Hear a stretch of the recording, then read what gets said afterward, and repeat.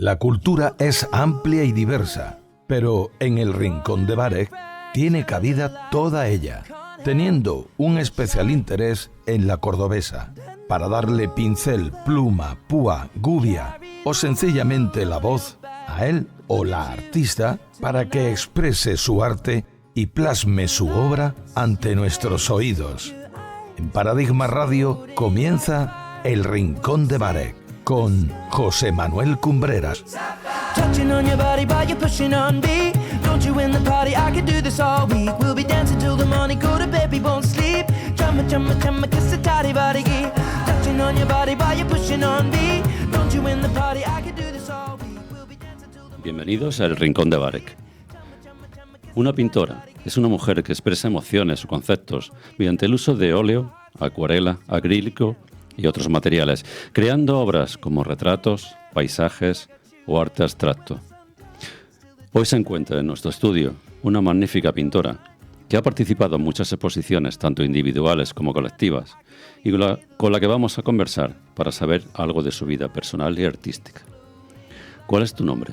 Julia Hidalgo, y estoy encantada de estar con vosotros. ¿Naciste en? En Córdoba, soy cordobesa hace ya muchos años. ¿Has vivido en? En Córdoba y Madrid. En Chile también he estado unos meses. ¿Qué estudiaste? Estudié Bellas Artes en Sevilla, terminé la carrera en Barcelona, luego hice un máster en Italia de dibujo y luego he hecho varios másteres más, como la escritura como pintura, la pintura como escritura, que me ha resultado muy interesante. Y luego muchos estudios, mucho trabajo y sobre todo mucha paciencia para conseguir algo. Sí. ¿Profesión? Licenciada en Bellas Artes, profesión profesora de dibujo y con mucho amor al arte. ¿Color de pelo? Pues todavía lo tengo negro, con algunas canas. ¿Color de ojos? Castaño. ¿Plato de comida que no perdonas? Me encanta la paella. ¿Qué sueles beber? Pues me encanta la canasta. Vino de canasta. ¿Cuál es tu color favorito para tu ropa? Para ropa, eso es muy difícil. Quizá el naranja, los verdes. No. Sí. ¿Estado civil? Estoy viuda. ¿Estado físico? Fantástico. ¿Y estado emocional? Ahora, estupendo.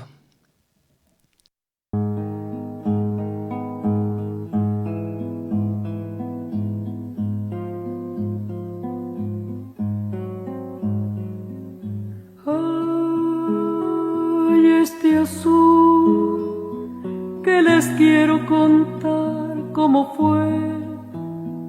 Por momentos se queda en mi piel, ilustrándome el paisaje aquel. Ay, este azul, golondrina que vuelve otra vez, musicando mi zaguán de ayer, a esperarme de barco en la sed.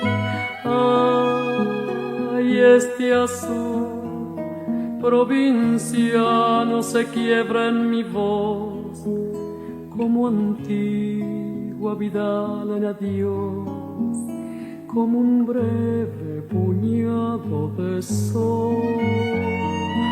Ay, este azul, ay, este azul.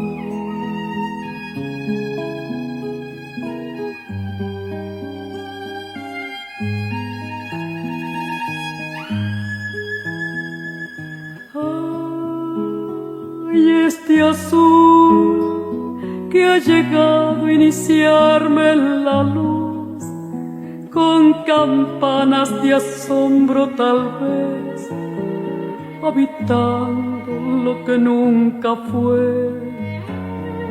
Ay, este azul es un verde también, resolana brillando en el pez, con un silbo enredado en la piel. Ay, este azul solo quiere quedarse en mi voz, como un duende mojándome en vez. Este azul es un niño tal vez. Ay, este azul, ay, este azul, ay.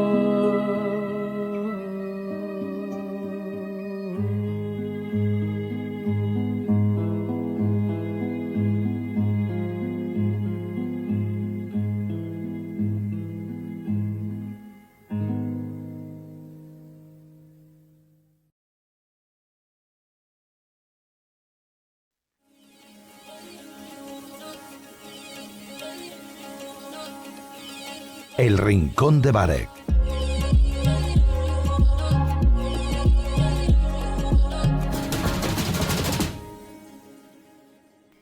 Comienzas tus estudios artísticos en el Mateo Inurria, en Córdoba. Sí. ¿Quién es José Duarte? José Duarte fue un gran artista, un gran pintor y un gran profesor. Fue mi primer profesor en la Escuela de Artes y Oficios y era una persona muy interesante desde el punto de vista de la enseñanza y desde el punto de vista ideológico y desde el punto de vista personal, y para mí fue un descubrimiento. Posteriormente realizas estudios de Bellas Artes en Sevilla. Sí. Bueno, posteriormente no. Yo tuve ahí un tiempo en el que estuve en Zalima, que en ese momento estaba recién abierto, Zalima, y después pues me casé, y ya, antes de casarme, estuve en Zalima 2 años, y después estuve preparándome Bellas Artes en Madrid, haciendo también arquitectura interior en IADE, en la Escuela Internacional de Decoradores, y ya cuando me casé pues empecé a estudiar despacito Bellas Artes.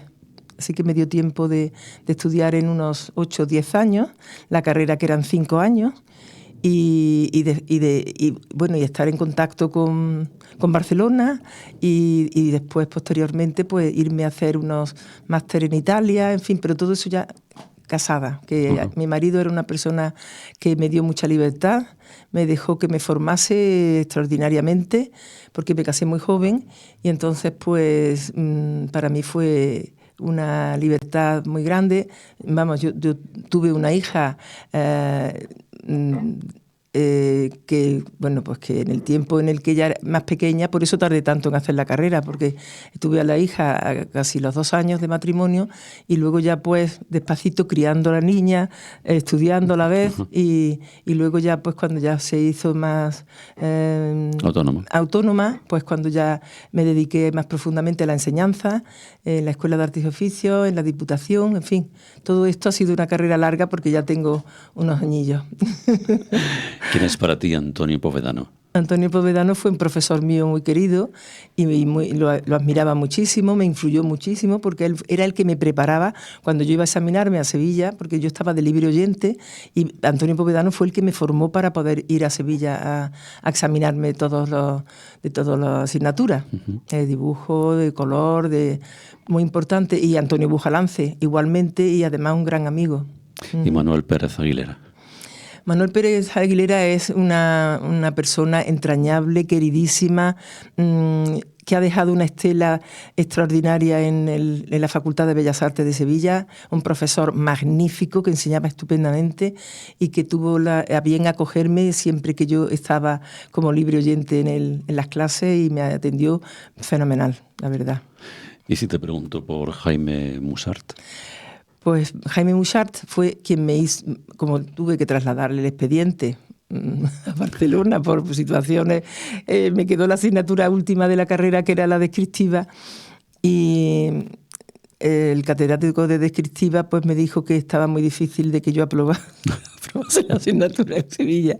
Entonces, por una asignatura me tuve que empadronar en Barcelona. Me tuve que ficticiamente separarme de mi marido para poderme empadronar yo solita en Barcelona, porque en aquella época, la época de Franco, no podía irte a estudiar a otro sitio si no tenía el permiso el beneplácito oficial, ¿no? No era solamente que te lo diera tu marido que te podías ir, también yo tenía mi propio criterio y él siempre me lo ha respetado, pero vamos, fíjate cómo estaban las cosas en aquella época, que tuve que hacer pues para empadronarme en Barcelona, para poder terminar la carrera, solamente la asignatura de descriptiva, por eso tengo el título de Barcelona. Pero luego ya él me dirigió la tesis, porque para tener el título de licenciada en Bellas Artes tenía que tener una tesis. Tenía que hacer una tesis y me la dirigió Muchart. Y Muchart era una persona extraordinaria. En aquella época, cuando yo iba a clase, estaban hablando en catalán y cuando yo llegaba, la gente empezaba a hablar en español. O sea, hablaban en español. El profesor pasaba el idioma, fíjate cómo estaba de bonito, de amable, vamos, yo estaba encantada porque además de estar en la Facultad de Sevilla a ir a la de Barcelona fue un cambio total. Barcelona, la libertad total en todos los sentidos, para bien y para mal. Para bien porque era libertad, pero para mal porque lo que a mí me han enseñado en Sevilla de dibujo o sea, lo que es el academicismo que es necesario para la formación de un pintor, pues allí te dejaban libre desde el principio. Claro, salen los chicos pues que no tienen una formación rígida, ¿no? Que tienes que tener un dibujo rígido, tú tienes que saber dibujar, y tienes que saber de color, tienes que conocer la forma, en fin, todo esto. Ciudad de Como. Uy, eso me encantó. Eso fue un verano maravilloso, que fue una ¿cómo se llama esto? Era un... ¿Cómo se le llama? Cuando te vas de un... Cuando te dan una... Ay, Dios mío, de mi alma. Un Erasmus. Como una especie de Erasmus, exactamente, sí, de la época, que ya había pasado un tiempo. Muchas gracias. Nada. Lapsus. Y entonces allí, pues, la Fundación Ratti, en Como, pues tiene un convenio internacional para desgravar impuestos, para sus temas fiscales. Y tenemos la posibilidad, pintores de todo el mundo, de presentar nuestros proyectos, ser aprobados y reunirnos en un lugar que era una iglesia desacralizada, San Francesco, y allí pues unos 70 u 80 artistas del mundo entero, lo mismo de Australia que de Alemania que de Argentina, pues nos reuníamos todos y trabajábamos desde las 8 de la mañana hasta las 8 de la noche, ininterrumpidamente. Entonces allí teníamos modelos de los chicos y las chicas eran del modelo que posaban desnudos de la Scala de Milán, del Teatro de la Scala de Milán, teníamos unos escenarios con unas osamentas colgadas de la iglesia, de los techos de la iglesia, con unas maromas enormes, cabezas de cráneos de vacas, de animales de cualquier tipo de animal. Teníamos incluso caballos, o sea que era una riquísima experiencia en todos los niveles. A nivel de dibujo, fantástico. Nos daban todos los materiales, teníamos papel, siempre era en blanco y negro. O sea, teníamos blanco y negro, acrílico, tintas, en fin, todo esto y fue una experiencia preciosa porque teníamos intérpretes para comunicarnos entre nosotros. El año en que yo estuve era Alemania la patrocinadora oficial de ese evento, de ese Erasmus, y entonces lo daban Richter y Schumacher, que son dos pintores magníficos. Bueno, Schumacher murió, pero Richter vive todavía, que es un pintorazo con la copa un pino, y entonces pues ellos eran los que nos dirigían. Entonces teníamos nuestros traductores y nos ponían los ejercicios, todo alrededor del desnudo, del natural, siempre del natural. Y por la tarde había una puesta en común, nos poníamos todos a ver los trabajos de uno y otro, los profesores nos corregían y tal, y después la iglesia se quedaba completamente limpia porque todo estaba forrado de papel para que no manchásemos nada, la dejaban limpia, nosotros dejábamos nuestros caballetes, nuestros trabajos, y entonces entraba el pueblo de Como a ver lo que habíamos trabajado cada día. Curioso. Entonces era precioso porque, claro, podíamos incluso vender si queríamos. O sea que era fantástico porque muy interesante y además muy competitivo, pero a la vez muy enriquecedor. Porque yo, por ejemplo, trabajé con una chica alemana, hicimos como una especie de trabajo a 4 manos, le llamaban, y entonces interveníamos una en un trabajo, en un papel, entonces todo lo que quisiera. Poco después se ponía otro papel encima y trabajaba y completabas el dibujo que ya había iniciado de otra manera. Sí. Y así hasta completar el trabajo, que era súper interesante, porque eran planos sobre planos y era muy bueno. Aquel trabajo me encantó. Todo fue una experiencia preciosa. Y el tiempo horrible, un calor que te moría. Tu primera exposición de óleos fue junto a una acuarelista, María Teresa García, si no me equivoco, en Jerez. ¿Qué recuerdas de esa exposición? Que llovió muchísimo, que llovió a mares y que no se podía ir a visitarla. Tuvimos una exposición un poco mojada, Sí, pero bueno, húmeda. fue muy bonita porque las dos nos queremos mucho y es una gran compañera y una gran amiga. Ajá. Todavía. La Galería Atrium, ¿qué es para ti? Para mí la Galería Atrium ha sido, bueno, encontrarme con amigos, con compañeros, con gente maravillosa que hemos compartido muchas cosas. Al frente Mario Antolín, que era nuestro padre espiritual y artístico, porque sabía de todo, nos aconsejaba no solamente a la manera de presentar, la manera de trabajar, la manera de llevarnos. Era un autoritario muy grande, pero le temíamos un poco, pero era magnífico, era un gran director de orquesta. Hablando también de Italia, Giuseppe Gambino. Uy, ese era muy lindo, lo quería muchísimo. Pues era muy amigo de Povedano y entonces nos hicimos muy amigos los tres y a nosotros, a mi marido y a mí, como nos ha gustado muchísimo viajar, pues entonces hemos ido a Venecia varias veces, hemos estado en su casa. Él, pues tan cariñoso, me presentó a varios galeristas. Yo expuse en Venecia, en Treviso, en Reggio Calabria, y me fue muy bien y era una persona encantadora. Le encantaba venir a Córdoba, se pasaba los inviernos en Córdoba y luego ya se iba a su tierra. Y bueno, se llamaba Gambino y tenía unos problemas tremendos porque como la mafia había los Gambinos, que eran muy famosos, el pobre, era muy pequeño y era muy insignificante, pero era muy gran artista, era muy grande.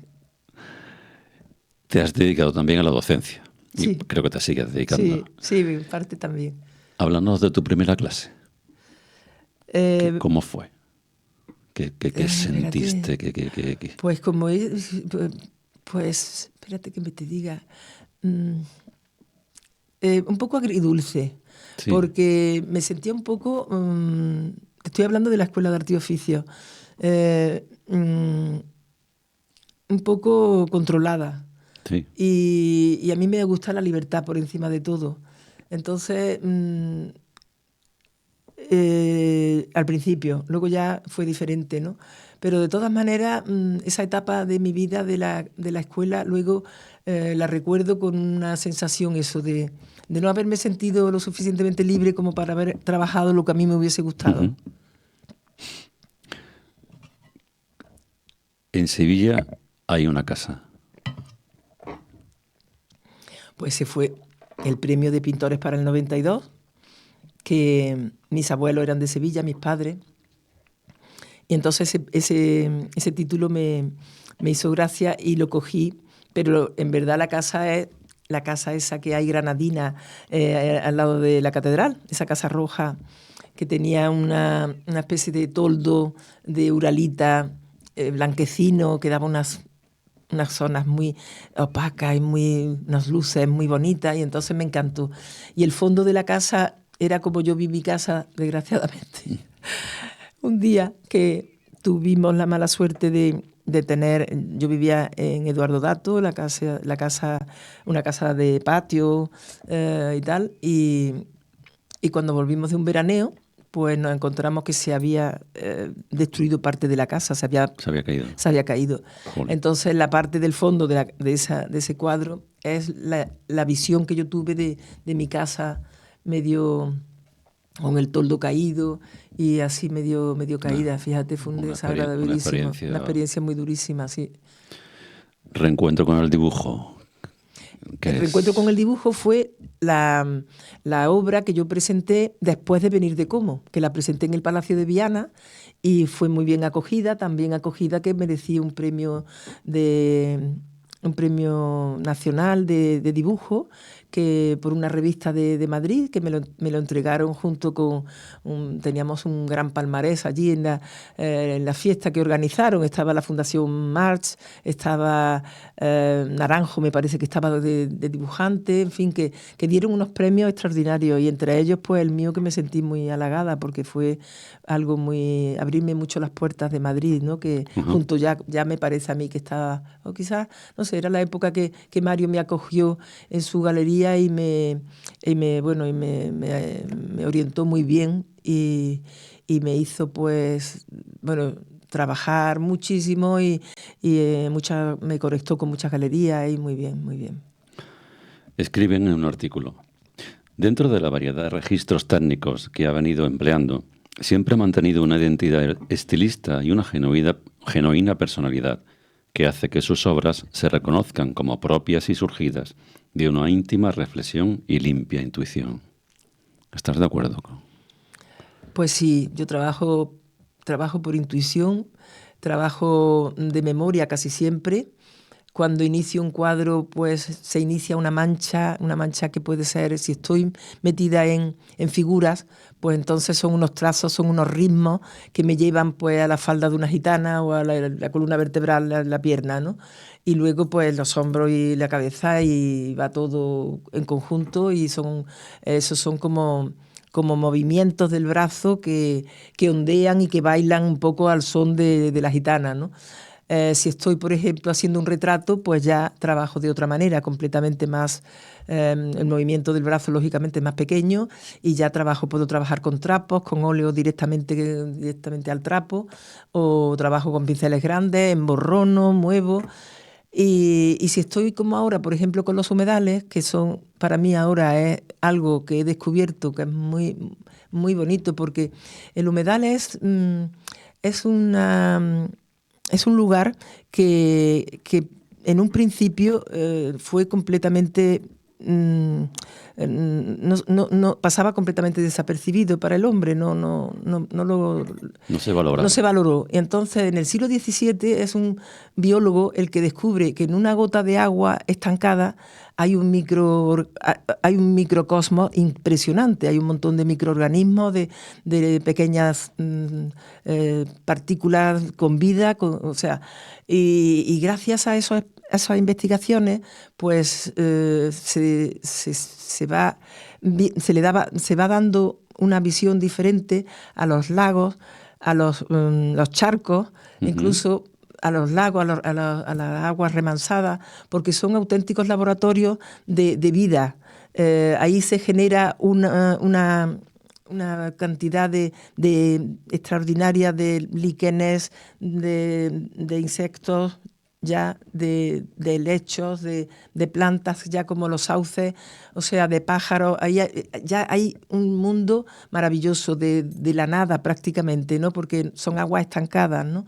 Entonces, ya ahora sí se le está dando esa importancia que tienen, aunque al principio pues eran un poco denostadas, pues se pensaba que tenían mosquitos, pero habiendo un equilibrio, como ahora se están creando en Córdoba, están naturalizando las fuentes, entonces se crea un equilibrio, se ponen unas plantas que oxigenen el agua, los peces que también ayudan a la circulación de toda esa red de beneficios, y es una maravilla, ¿no? Y desde el punto de vista estético, a mí me encanta porque la superficie muchas veces está muy, muy gruesa, porque son unos, como un manto verde grueso de las lentejillas que le llaman, sí. Tiene un nombre, lemna minor se llama, pero las lentejillas que están encima de la superficie, hay zonas pues, que se ven transparentes porque de repente se ven muy gruesas por los humedales, que ya hay otra vegetación un poco más alta, en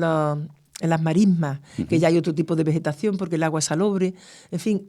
es una riqueza tan bonita, y sobre todo los verdes son tan diferentes porque unos son amarillentos, los otros son más rojizos, hay flores, hay cantidad de libélulas, ¿no? Que la libélula ya es un animalito que pone los huevos en la superficie del agua y vuela, ¿no? Y está volando, está por el aire un par de días y después muere, ¿no? Sí. Entonces, desde el punto de vista filosófico, para mí los humedales son muy interesantes porque es muy, muy discreto, es muy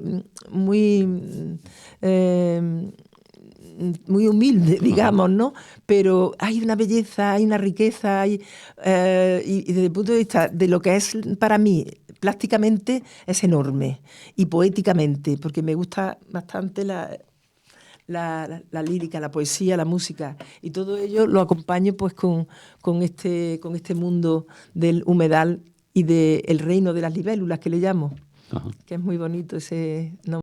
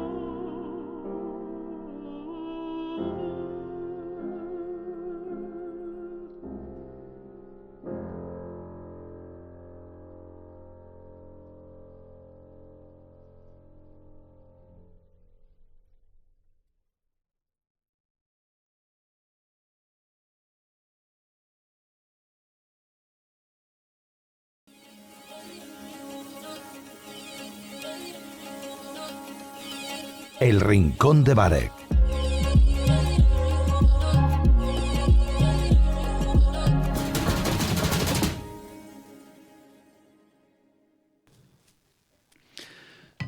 La temática de tus obras es variada.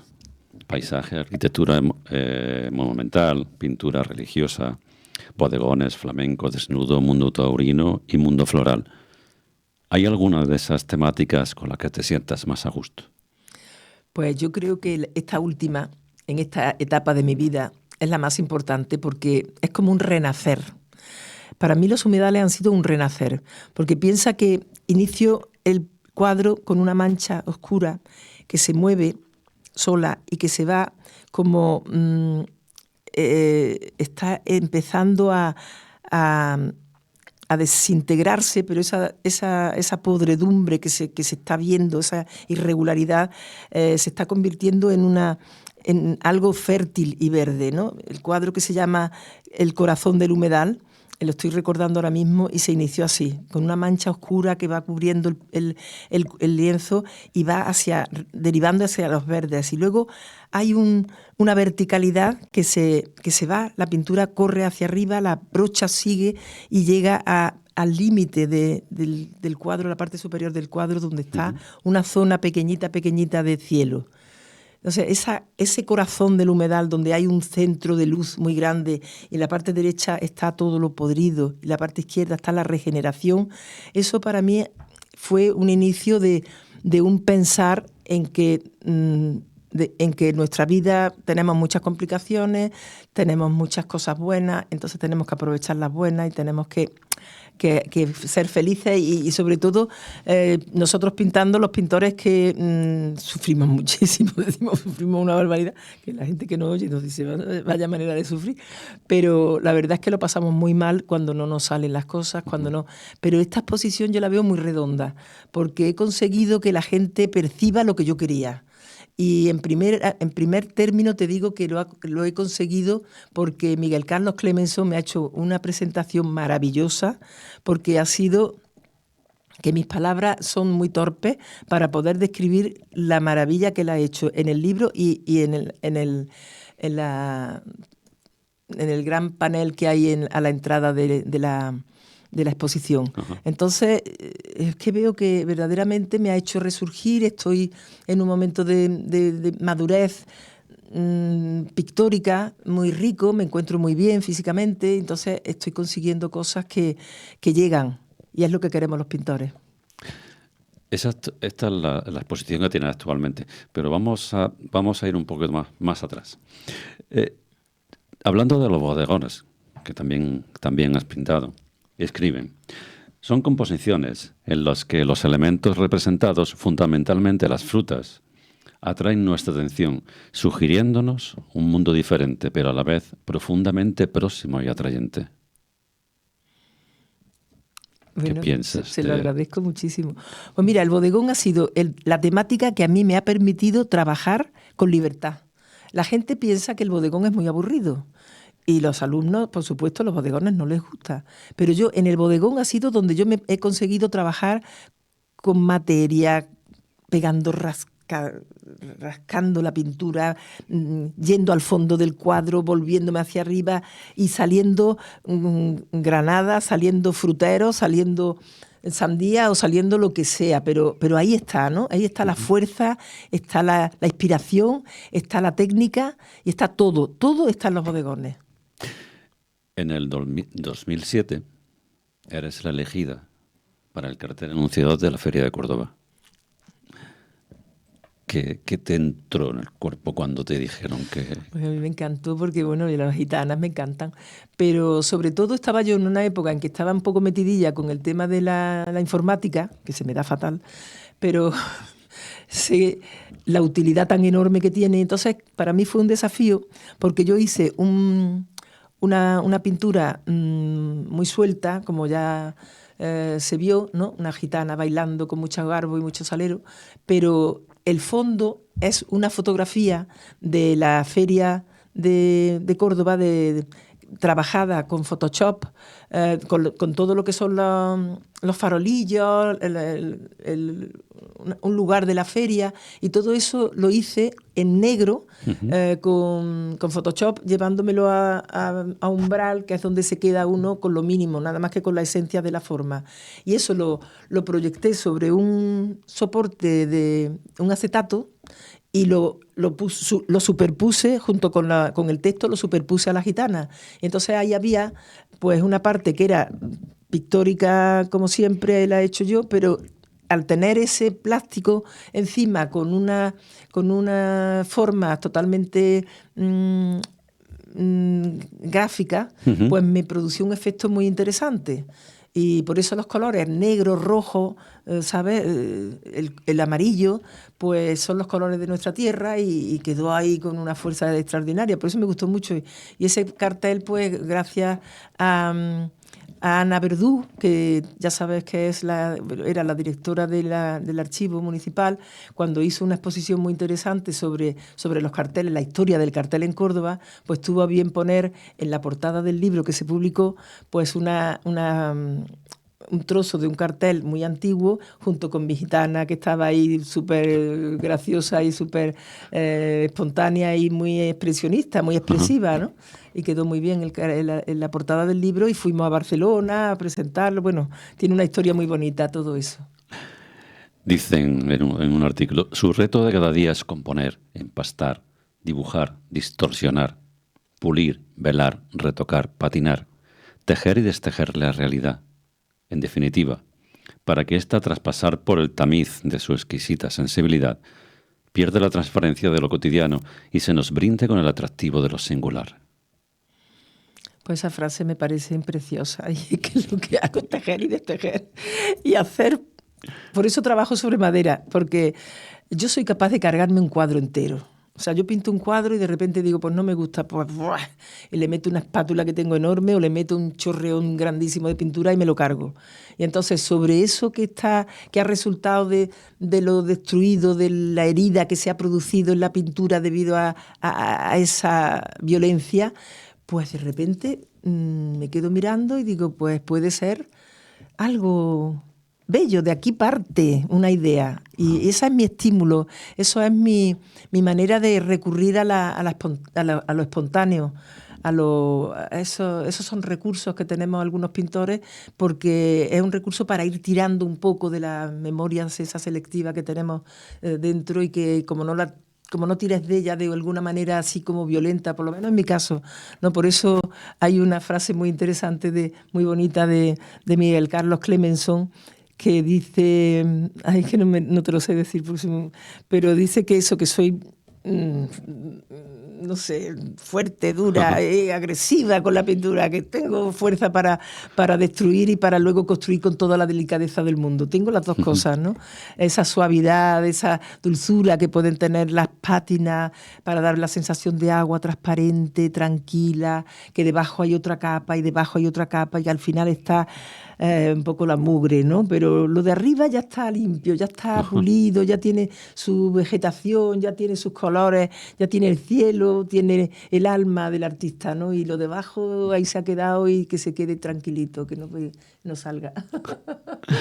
¿Sigues pensando que la cultura es la cenicienta de los presupuestos? Lo pienso, lo siento, me palpita el corazón nada más que de pensar en ello, vamos, más imposible. Eso es así. Y además, ¿sabes qué pasa? Que cuando vas, yo no he solido, gracias a Dios no he ido mucho a llamar a puertas, pero cuando se solicita algo que verdaderamente es necesario para el artista, te da un poco de cosa, porque tú dices, ¿cuánta falta hace en un hospital? ¿Cuánta falta hace en un colegio? ¿Qué necesidad de carreteras? Que ha habido un accidente. Entonces tú dices, caramba, yo estoy pintando. Sin embargo, el arte ha sido, la pintura ha sido el alma Claro. del hombre, ¿no? Claro. A través del arte se ha ido descubriendo la civilización, ¿no? Entonces es muy importante, pero los políticos no se dan cuenta, porque se creen que durante el tiempo que ellos están tienen que hacer otras cosas más importantes. Y claro, el arte es algo sosegado, algo o sea, sale de dentro y tienes que tener tu espacio para él, para el arte. Y luego también que los políticos tienen que tener la sensibilidad para percibir todo eso. O sea, ellos tienen que estar preparados para darse cuenta de dónde se encuentran esas personas ricas que pueden aportar esa belleza, que pueden aportar ese nivel cultural al país. Y eso es importantísimo, porque hay gente magnífica que los ves que tú dices, qué pena que no haya podido desarrollar su creatividad, ¿comprendes? Eso es, por eso te digo, hay esa doble visión. En febrero del 19 participas dentro del Comité de Honor en el Congreso Internacional de la Copla. Y en una foto está junto a Martirio. ¿Te gusta la copla? Sí, hoy mismo me está acordando de Martirio, fíjate, porque es que fue una época durilla para mí, porque acababa de morir mi marido y pasaba muchos años ahí dura. Pero Martirio fue encantadora y le prometí un retrato y no se lo he hecho todavía y se lo tengo que hacer. Y ayer que la vi en la tele, la vi y digo, madre mía, con lo fácil que la veo, porque es tan exótica, tan especial, que digo, es una persona encantadora y yo me encantaría ver. Y no le he hecho, fíjate, con los retratos que he hecho de todos los cantadores, las bailadoras que le hice y que presenté en la Fundación Botí, pero eso lo hice en el 12 y a ella la conocí en el 19. Entonces, lo tengo eso, ¿eh? Queda aquí, qué compromiso. Como me oiga. Al hilo de esa pregunta, ¿sueles escuchar música cuando trabajas? Siempre. ¿Qué tipo de música? Pues ya has visto todo. Te hablo de Mercedes Sosa, que te hablo de Tchaikovsky, que te hablo de Beethoven, que te hablo de ópera. Me gusta todo. Ajá. Me encanta. En febrero del 22, recaudas fondos en tu cumpleaños para una ONG. ¿Colaboras con alguna en especial? Sí, con Anidan. Con Anidan y con la Ruzafa. Sí.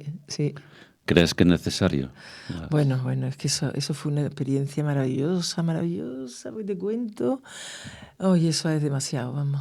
Estuve en Kenia, en la fundación de Anidan. Uh-huh. Allí tienen muchísimos niños muy lindos, todos muy bien cuidados, muy bien atendidos. Es una fundación que funciona fantásticamente. Y bueno, eso de bailar con los niños por la noche, a la luz de la luna, con las estrellas que se ven allí maravillosas, porque la isla de Lamu es una isla preciosa. Y te dicen todos mamá, y te abrazan, y que es algo tan bonito, que lo recuerdo, tan precioso. Y luego los niños están completamente vírgenes, entonces te pones a trabajar con ellos, pues con sacos que están tirados por allí, sacos de plástico que ya no son de fibras naturales, sí. Ya son del plástico ese horrible, pero te hacen unas cosas porque le sacan flecos, lo mezclan con trozos de palmera, te hacen una escultura, te hacen una jirafa, te hacen unos rinocerontes, una cosa tan bonita que yo quedé encantada, porque lo que pasa es que me supo a poco, pero es impresionante. Y no he tenido el gusto de ir bueno, allí ponen unas dificultades para que se trabaje el gobierno, ¿no? Sí. Entonces, pues es una pena porque Anidan es un proyecto fantástico, con una gente valiosísima, unos médicos valiosísimos, un grupo de gente trabajadora y estupenda, y lo mismo que la fundación, la de la Ruzafa, que la fundación de la Ruzafa está haciendo una labor también en África extraordinaria, y hacen lo que pueden, porque muchas veces quieren trabajar y no les permiten, ¿sabes? Entonces, pero es que la idea es estupenda, es lo que hay que hacer, ayudarles para salir y que ellos luego tengan su propia vida allí, claro. Que es donde tienen ellos que vivir, porque ellos tienen que trabajar allí. Y también tuve otra experiencia muy bonita en la India, también con los niños de la calle. Pero eso hace mucho tiempo, eso estuve con mi marido y estuve en los jesuitas y fue una experiencia fabulosa. En marzo del 22, retrospectiva. Dices, 37 momentos de amor y dolor de mi vida. Bueno, es que la hice en una época muy dura para mí, ¿no? Todos esos retratos los hice cuando mi marido estaba sufriendo mucho, pero me desquité con el cante, con el desgarro, con la fuerza. vivimos como casi 2 meses en el Hospital 12 de Octubre, en una zona que estaba dedicada, bueno, pues a los que estaban ya muy mal, y había muchos gitanos. Había gitanos que estaban terminales y había un ambiente de amor, de lo primitivo, o sea, lo que es lo primitivo del hombre, que se está muriendo, pero a la vez están cantando por los bajini y a la vez están haciendo cosas que no son las correctas en un hospital, pero que tienen que desahogarse porque están abrumados por el dolor y la angustia y el amor, y es algo tan maravilloso. Fue una experiencia terrible para mí, pero... Bueno, en marzo del 23 eligen un cuadro tuyo del Museo de Bellas Artes de Córdoba para el cartel del Día de la Mujer Trabajadora. ¿Hay mucho camino por andar todavía con el tema de la mujer? Pues muchísimo, muchísimo. Es una lástima que tengamos ese tremendo estigma, ¿no? Nosotros poco a poco estamos consiguiendo cosas en los países más civilizados, por supuesto, pero a mí lo que me da muchísima pena es en el tercer mundo. Eso es horroroso, vamos. Luego hay una contrapartida. Yo ahora, por ejemplo, tengo un caso de uno de los chicos que he conocido en esta exposición que me hablaba de la injusticia que también se hace muchas veces por favorecer a la mujer, porque las leyes las están haciendo de forma que este pobre hombre pues se lamentaba muchísimo del trato tan diferente que están haciendo con él, y eso me ha llenado, me ha hecho pensar, digo, no, nos estaremos pasando por... O sea, yo creo que el hombre y la mujer tienen que ser iguales. Claro. De trato tienen que ser iguales. La mujer no puede estar por detrás del hombre, pero el hombre no puede sufrir, un padre de familia no puede sufrir en algunos momentos que tiene él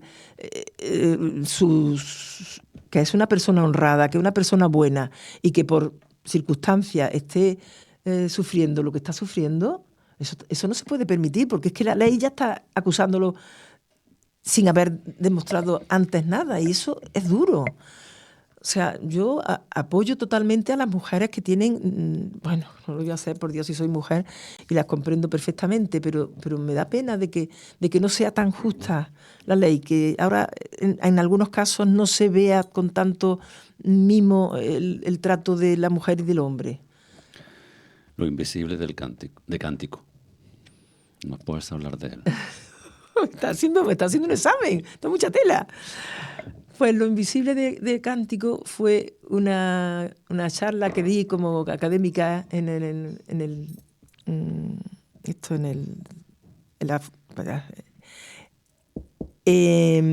Instituto Góngora.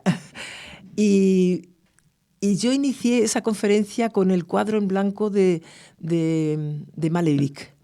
El cuadro en blanco es el papel en blanco del poeta cuando se está enfrentando al verso. El lienzo en blanco es el soporte que tiene el pintor a la hora de enfrentarse al lienzo, ¿no?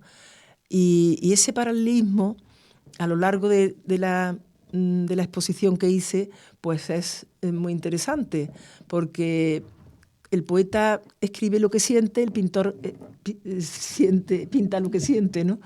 Y ahí hay una serie de situaciones muy bonitas en las que a través de imágenes pues se fueron mostrando, y yo creo que fue algo interesante, un poquito con problemas de tipo, por mi culpa, de tipo informático, porque hubo ahí un trasiego de imágenes que no funcionaron bien, pero me encantó por eso, porque era algo muy sentido por mí.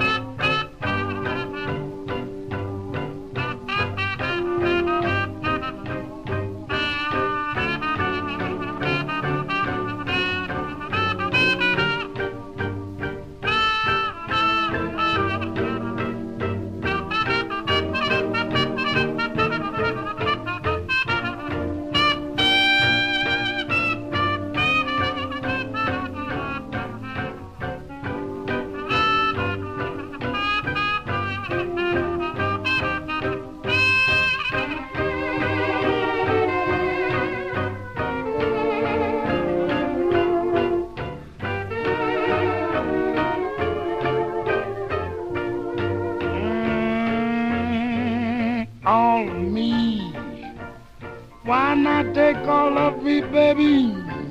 Oh, can't you see?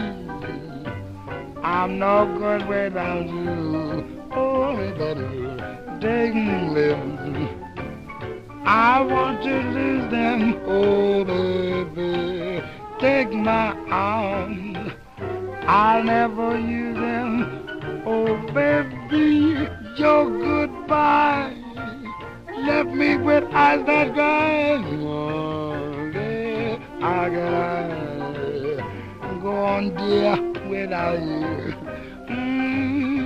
You took the part that was mine. Oh, why not take off? Oh, baby.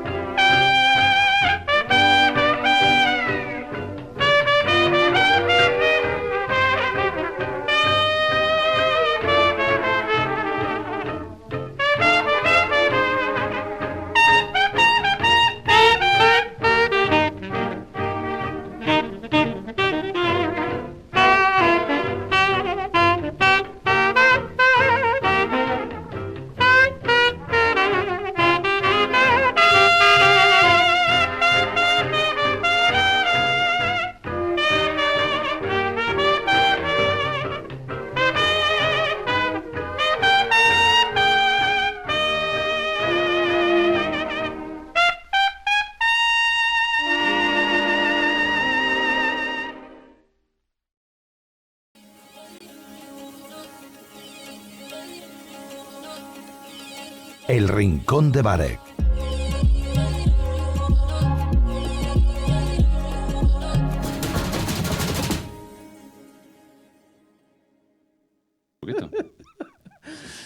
Hablamos ahora de los humedales, el reino de las libélulas. Reúne mi obra reciente, un proyecto inspirado en la belleza frágil y poderosa de los espacios naturales, en esa vida que se revela de forma silenciosa y en la capacidad de la naturaleza para renacer. Pues efectivamente es así, ¿no? Es un trabajo que lo he hecho en los últimos 4 años. Bueno, entre medias he hecho algo de tema religioso, ¿no? Está el resucitado en San Rafael, en el juramento, y alguna que otro cuadro que pinté en Costa Rica para los misioneros del Espíritu Santo. También un cuadro grande que allí quedó.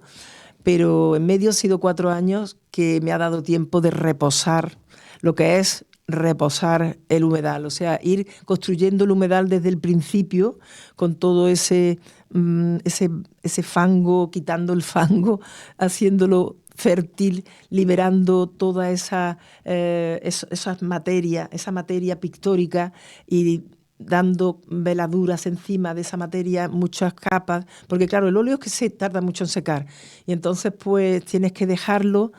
Han sido 18 lienzos, algunos de ellos bastante grandes, casi todos grandes, más grandes de lo normal, sí, ¿no?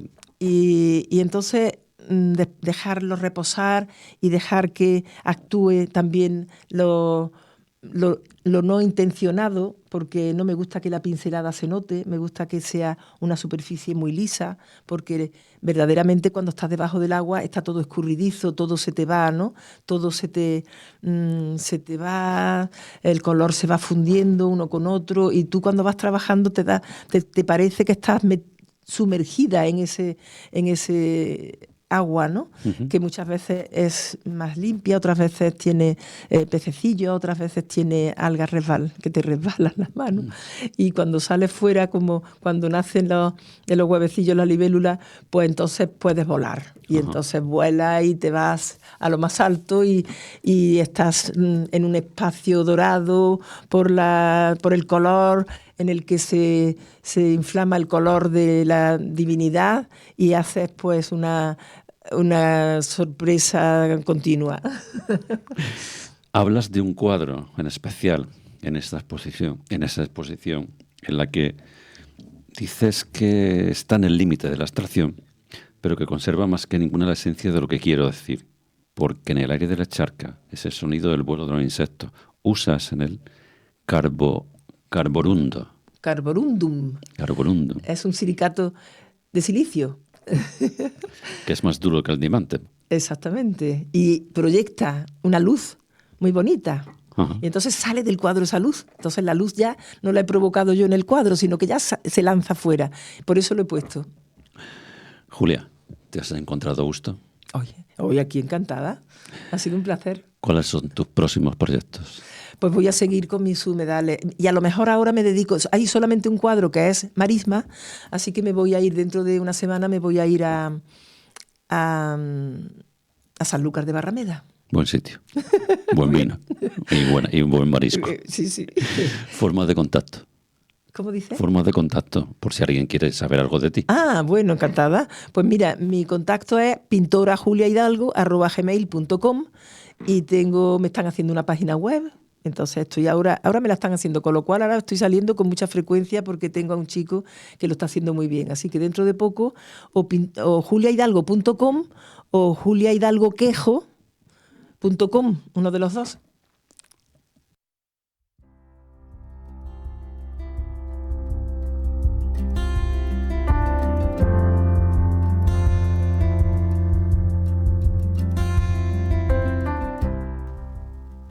Julia, ha sido un auténtico placer que estés por aquí.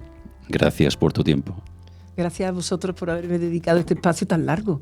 Yo no me lo esperaba así de largo. Estoy muy agradecida. Entonces, pues, no sé si ha salido como... Perfecto. Yo es que soy muy espontánea y muchas veces, pues, no sé, como lo habré dicho, luego no me gustará cuando me oiga. No, seguro que sí, seguro que sí. Muchas gracias. Y gracias. Habéis sido encantadores, de verdad. Y gracias a nuestro equipo técnico. Gracias, Edu. Gracias.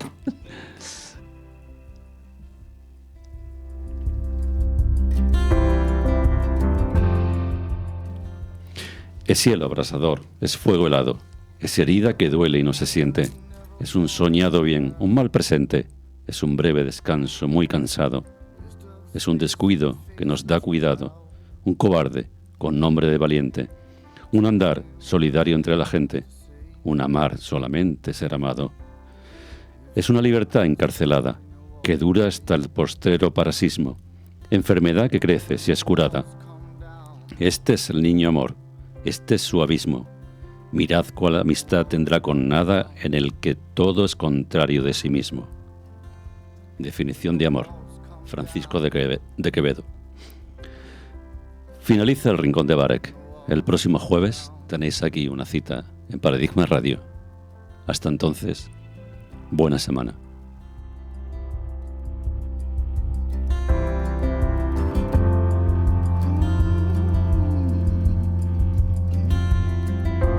One by one I've seen them fall.